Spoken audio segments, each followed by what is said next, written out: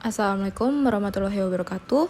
Kami dari kelompok 7 ingin menyampaikan mengenai anak dengan kesulitan belajar. Beranggotakan Alivia Sinin Santoso, Wike Filza, Hendra Fianti, dan Ahmad Hafiz. Kesulitan belajar disebut juga dengan learning disability atau learning difficulty, merupakan suatu di mana keadaan yang membuat individu merasakan kesulitan dalam melakukan kegiatan pembelajaran. Siswa yang mempunyai kesulitan dalam hal belajar adalah peserta didik yang tidak dapat mencapai tingkat penguasaan yang diperlukan sebagai prasyarat untuk belajar di tingkat berikutnya. Peserta didik yang mengalami kesulitan belajar memiliki ciri-ciri sebagai berikut.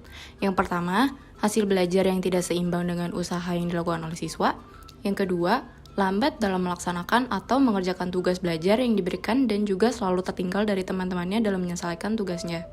Yang ketiga, menunjukkan gejala emosi yang kurang wajar dalam menghadapi situasi tertentu, misalnya tidak merasa sedih atau menyesal mendapatkan nilai yang rendah. Selanjutnya ada faktor. Faktor yang mempengaruhi kesulitan belajar siswa terdapat dua macam faktor, yaitu faktor internal dan faktor eksternal.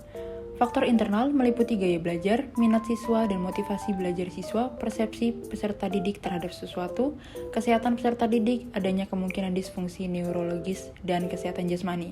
Sedangkan faktor eksternal meliputi ketersediaan sarana dan prasarana yang mendukung kegiatan proses pembelajaran, hubungan komunikasi yang baik antara guru dan peserta didik, lingkungan keluarga yang mendukung, situasi sekolah yang menyenangkan, serta strategi dan pengelolaan dalam pembelajaran yang kurang tepat. Karena kecepatan belajarnya berbeda, kita dituntut untuk menyesuaikan pembelajaran bagi anak dengan kesulitan belajar.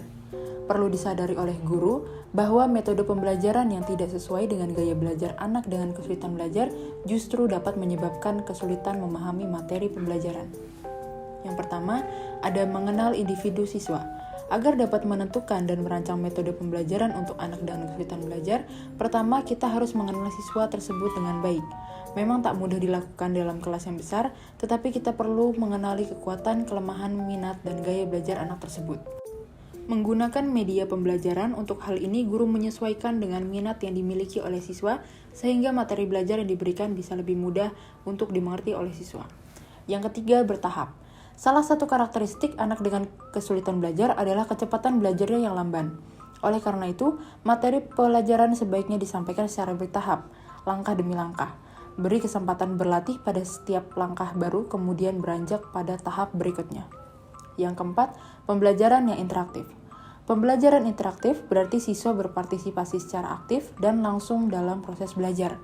Diskusi kelompok, permainan, eksperimen, maupun aktivitas praktis lainnya dapat digunakan sebagai metode pembelajaran untuk anak dengan kesulitan belajar.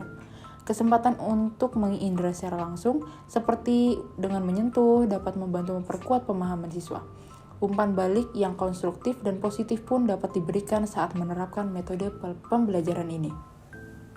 Jadi kesimpulannya dari materi ini adalah membimbing anak dengan kesulitan belajar memang membutuhkan kesabaran.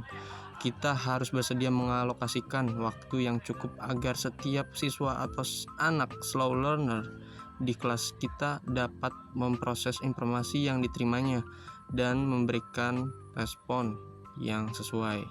Perhatikan pula bagaimana perkembangannya agar kita dapat melakukan penyesuaian metode pengajaran yang dibutuhkan.